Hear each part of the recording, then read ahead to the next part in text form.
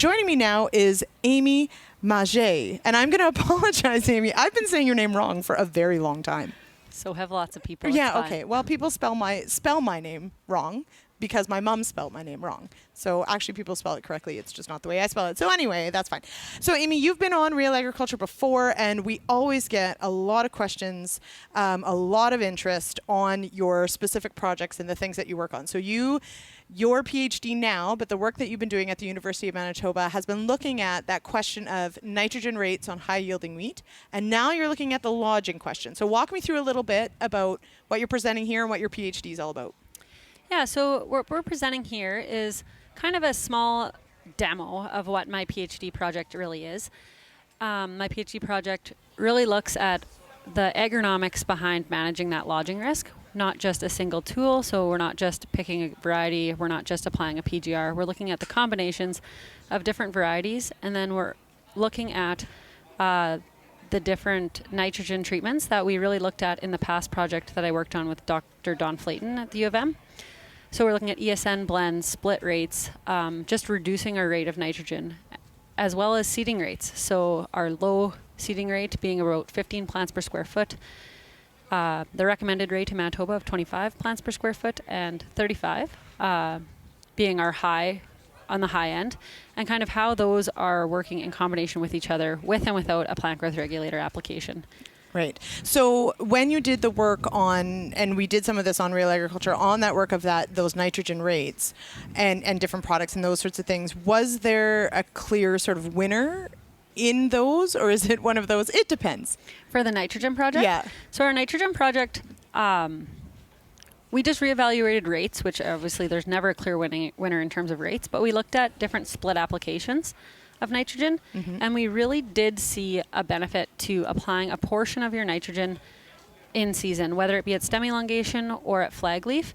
In terms of we weren't limiting our yield by delaying some of that nitrogen, but we did increase our protein content. Okay. So if you're really wanting to push your protein contents and manage it through your nitrogen applications, I know it's an extra pass in your field, and that can be something that some guys aren't willing to do, but we weren't reducing our yield. We were having the same yields when we applied similar rates entirely at planting, but we did see that bump in protein content. And then we also did post-anthesis nitrogen application, which I know has been covered lots with peat, but we did see that by doing that nitrogen application of around 30 pounds a week after flowering, we did see really good increases in protein content. Interesting. Yeah. Yeah. So definitely there. So now we're taking that question though, because as potentially you increase nitrogen rates, let's say just at a minimum, just the nitrogen rate, not the timing, we do of course ask that question about lodging. So that does of course bring up what happens. So now you've worked in PGRs and the seeding rate question. And so what are you learning about managing lodging risk with PGRs and seeding rate? Yeah, so our project with Don really did just come out to the conclusion that we need a lot of nitrogen to get these high-yielding spring wheat varieties, and to get the yield that we have the potential to get. If we're getting 100 bushel an acre wheat, we need to put down enough nitrogen. We're putting down soil plus fertilizer. We're looking at like 200 pounds of nitrogen for 100 bushel an acre wheat. So then the first question you get is, okay, well that's going to lodge. So I'm not willing to put that amount down. So this project really wanted to look at the different strategies, what growers can be doing right then. So with our seeding rates, there's two different types of lodging that affect spring wheat, stem lodging and root lodging. Stem lodging is when the stem actually cracks, and root lodging is when, after a heavy rain, if you get some high winds and the soil's wet, the plant actually rotates from the base, and it's that root integrity that actually is compromised in root lodging. And for myself in Manitoba in the last, we'll say 4 or 5 years, I've been walking a lot of fields that I see lodging, and it's been primarily root lodging that is present. Okay. So with the new genetics, we have strong stems. The stems aren't the problem. They're not cracking. It's actually that root lodging, so that rotating of the crown root area.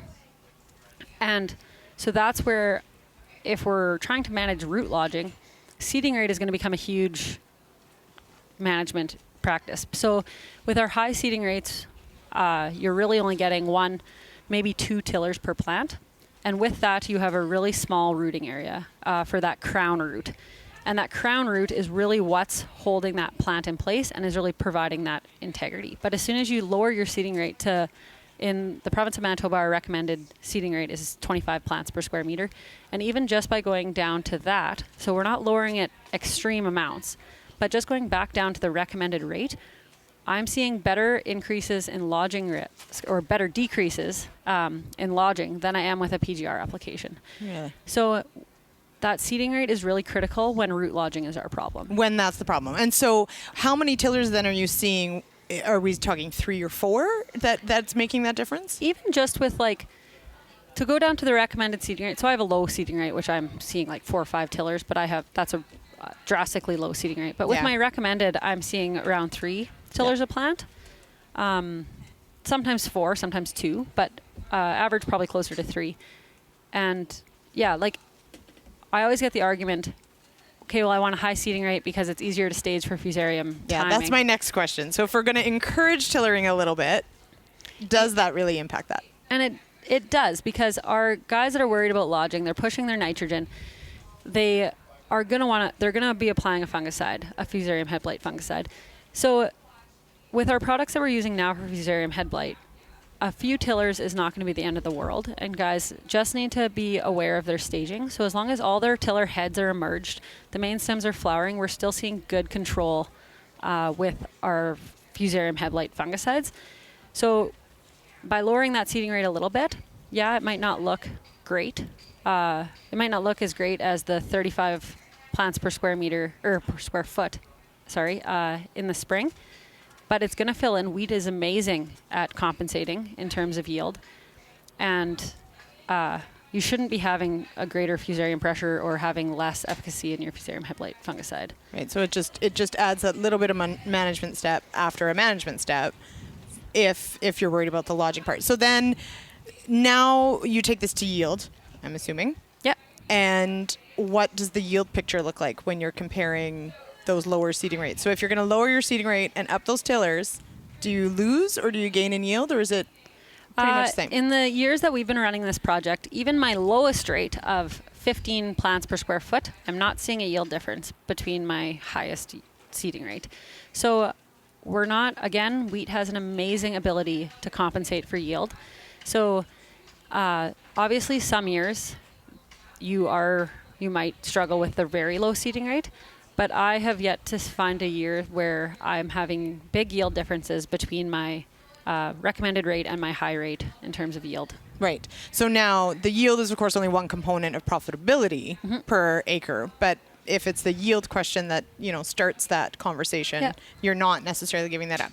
So now touring right now, we're in late July in Manitoba, looking at the crops. This, of course, has been a challenging season in a lot of ways. For your plots and your trials and that sort of stuff, what are you seeing this year with sort of this bizarre sort of dry start and all that sort of stuff? Are you noticing a big difference yet? Big difference in terms of just the crops? Tillering and that sort of stuff? Well, fortunately, where my trials are, so my trials are kind of south central Manitoba.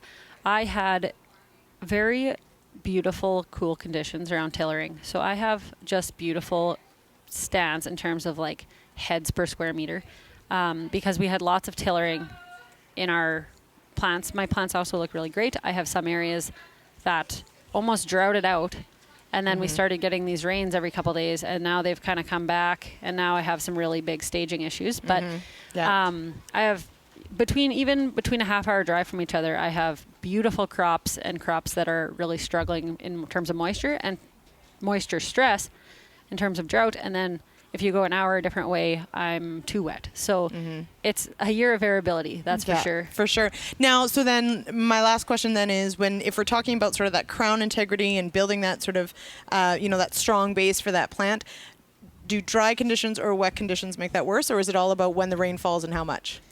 For lodging? I think it's going to matter when the rain falls. So your plant is most susceptible to lodging so it's just gone through rapid stem elongation. The heads are just starting to fill. So their plants are starting to get top heavy, but the plants haven't had time to really lay down that structural components in their stem. Lignin and cellulose and hemicellulose get laid down as the plant matures, the stem gets strengthened. So after it's gone through that rapid stem elongation, those first few weeks are really when the stem is at its weakest. So it's got the most flexibility, but at the same time, as the stem strengthens, you're putting actually more pressure on that root system, right? Because you have a more rigid stem. So all your pressure when your top heavy wheat is being blown in the wind goes down to the base of the plant. So again, that's stressing our root lodging issue more than our stem lodging issue. The stem cracking, I personally haven't seen it in any of my plots, but what I've been reading in the literature, will happen earlier, right after the stem's gone through rapid elongation and hasn't had time to really strengthen. Yeah.